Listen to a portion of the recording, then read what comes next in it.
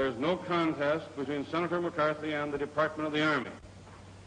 All that Senator McCarthy has been trying to do is expose the communists who have infiltrated the Department of the Army. The late Senator Joseph McCarthy, in the minds of many, has become the symbol of anti-communism in America.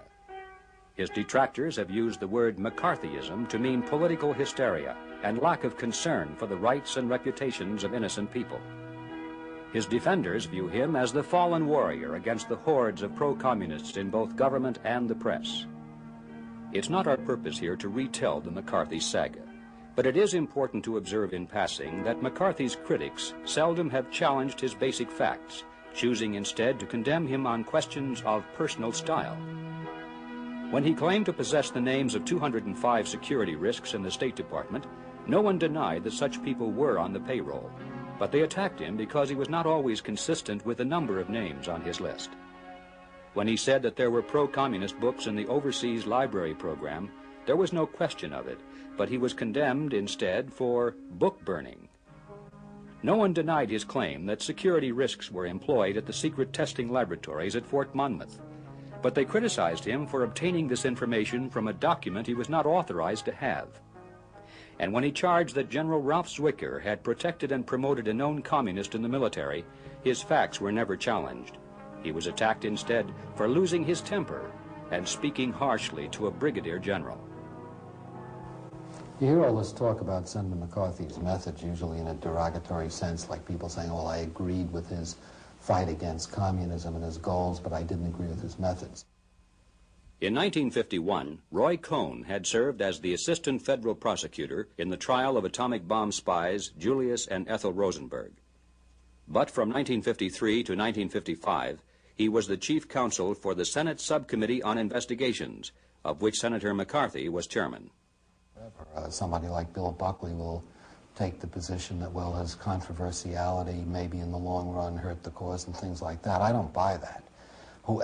Somebody had to make this fight. Senator after senator had declined to do it. It was a dangerous fight because, as we've discussed, you were taking on the media, you were taking on people with vested interests in covering up these communist activities, and it took a man who was a man to do it. And Senator McCarthy was that man. So you can say by his fearlessness and his courage, he made himself an open target for the enemy. Well, that's true. I suppose he did. But that was a risk of the game which he was willing to take, and which I think the results he achieved. And I, again, keep coming back to where we are today, because you have to view everything in perspective. If the communists had turned out to be a bunch of pussycats who held free elections in Czechoslovakia and Poland and Hungary and Bulgaria and so on and so forth, and who never went near Afghanistan, or who embraced solidarity and said, you want freedom, you've got it, I'd look like an awful fool today, and I wish I did. But unfortunately, history has proved the opposite, that what we were yelling about 25 years ago has all come true, and there isn't that much left of the free world.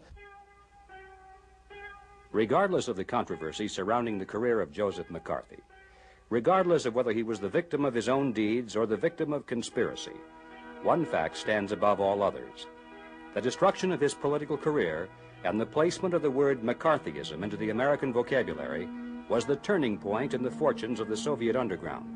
From that moment forward, any outspoken anti-communist could be discredited in the public mind merely by labeling him a McCarthyite.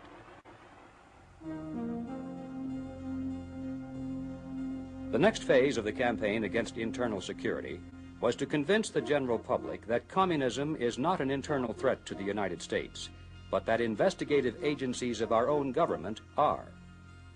Members of the Soviet underground have worked diligently to promote this point of view through a host of non-communist organizations which they control. Their public pronouncements do not call for the defense of communism, which would be unpopular, but instead for the protection of civil liberties, freedom of association, and the right to political dissent. One of the first organizations to serve this function was the American Civil Liberties Union.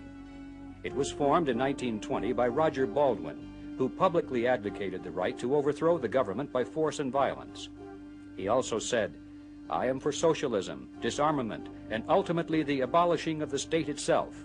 Communism is, of course, the goal."